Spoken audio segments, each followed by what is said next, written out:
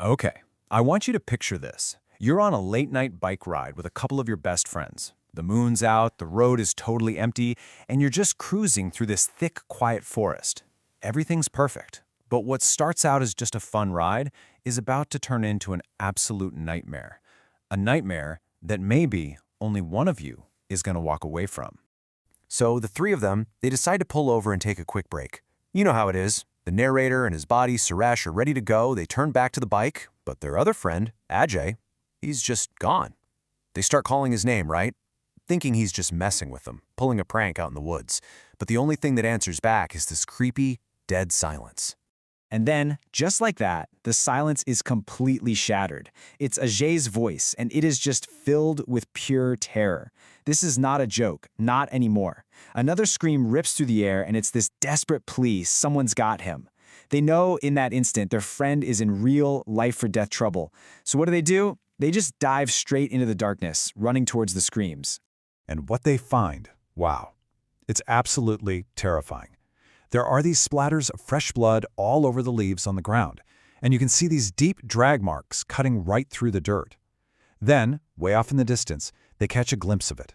A figure, a woman in a black sari, and she's moving impossibly fast, dragging Ajay by his leg deeper and deeper into the jungle until she just disappears into the trees.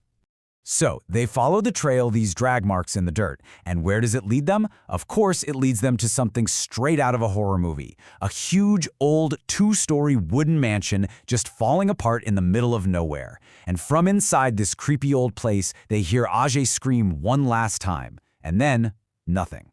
Just this awful, heavy silence. Okay, so this is where everything just falls apart.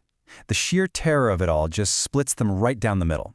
On one hand, you have the narrator who's trying to be logical. He's thinking, okay, it's a psycho and a sari, but it's a person. We can fight them. We have to save Ajay.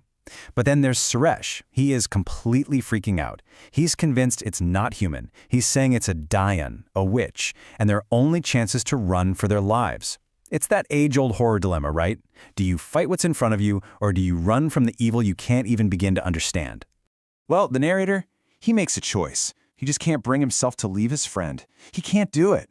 So he completely ignores Suresh, who's begging him to run, and he just heads straight for the mansion's entrance.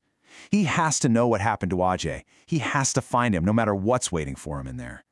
So he forces his way into this rotting house, and right away he sees it, a trail of blood dripping down the main staircase. It's coming from the second floor. His heart is just pounding in his chest, but he steels himself and races up those stairs, bracing for the worst. But nothing could have prepared him for what he was about to see. The scene that greets him is just pure horror. Hanging from the ceiling, upside down, is Ajay's body. He's been stripped naked, his feet tied together with a black rope, and his head is just gone, completely severed. At this point, Suresh, who must have followed him in, just lets out this bone-chilling scream. I mean, just as they're trying to even wrap their minds around this nightmare, something impossible happens. They hear Ajay's voice again. It's coming from a dark room just down the hall. But how? How is that possible? His headless body is literally hanging right in front of them.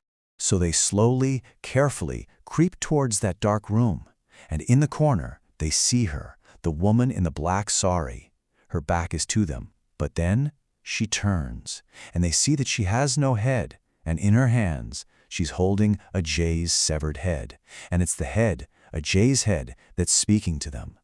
And then, in a moment of just pure surreal horror, this thing lifts Ajay's head up and places it right on top of her own shoulders. And with this sickening lurch, it attaches. The eyes snap open, and Ajay's face twists into this horrifying smile. She's wearing their friend's head. I mean, what do? You run. They just bolt out of that house and sprint through the forest as fast as they can, not even thinking about looking back. But after a minute, the narrator realizes he's alone. He turns around, and there's Suresh just walking like a zombie, eyes totally glazed over, heading straight back to that cursed mansion. He's completely hypnotized. The narrator chases after him, runs all the way back to that horrible room, and he sees the spirit, still wearing Ajay's head, just watching from the window. Inside, Suresh is standing there, holding a knife to his own throat. And before the narrator can even react, Suresh just slices his own head clean off. His body just crumples to the floor. He turns to run, but it's too late. The spirit is just there, blocking the door, still wearing that awful smile on Ajay's face. And she gives him a choice, an ultimatum. He's her prisoner now. The only way out, he has to find her real head. And if he can't, well, she'll just take his instead. So, now what?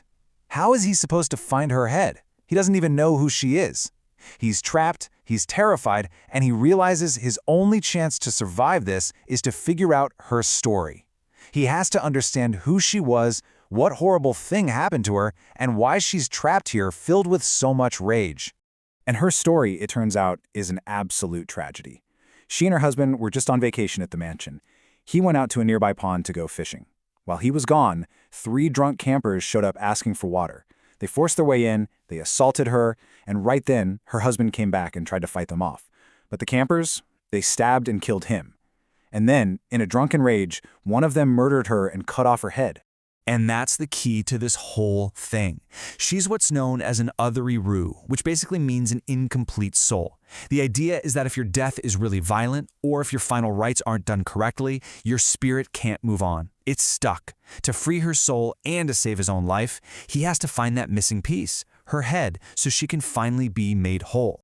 So even though he's terrified out of his mind, the narrator forces himself to think.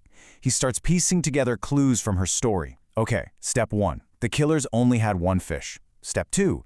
She heard them talking about wanting more fish. Step 3. Where would they go? The pond, right? Step 4. One of them was carrying her head when they left. It all points to one place. The head has to be in that pond. He runs to the pond behind the mansion, and for 2 solid hours, 2 long, agonizing hours, he's diving into that dark, murky water. He's feeling around in the mud at the bottom with his bare hands, just desperately searching. His life literally depends on it. And then, his fingers hit something. Something hard and round, stuck deep in the mud. He pulls it free from the water and it's a skull. A human skull, picked completely clean by the fish. He did it. He actually found it. Now he has to finish the job. He follows her instructions and finds her shallow grave under a big banyan tree. He digs up her bones, places the skull with the rest of her remains, and builds a small funeral pyre. He performs the final rites, the cremation that will finally make her soul whole again. And as the fire burns, he sees it happen. Her spirit, her ghost, rises from the flames. But this time, she's whole. She looks peaceful. She gives him a little nod, a look of gratitude, and then her soul just fades away into the night sky. She's finally free. And just like that, the curse is broken. He's free. He doesn't wait around, he just runs. He gets out of that forest, away from that mansion, and he never, ever looks back. He's the only one who made it out alive. So, that just leaves one last chilling question for you. If you were in his shoes, faced with that impossible choice, run and save yourself, or stay and face that thing to try and save your friend, what would you do? Would you have run or would you have stayed? Think about it.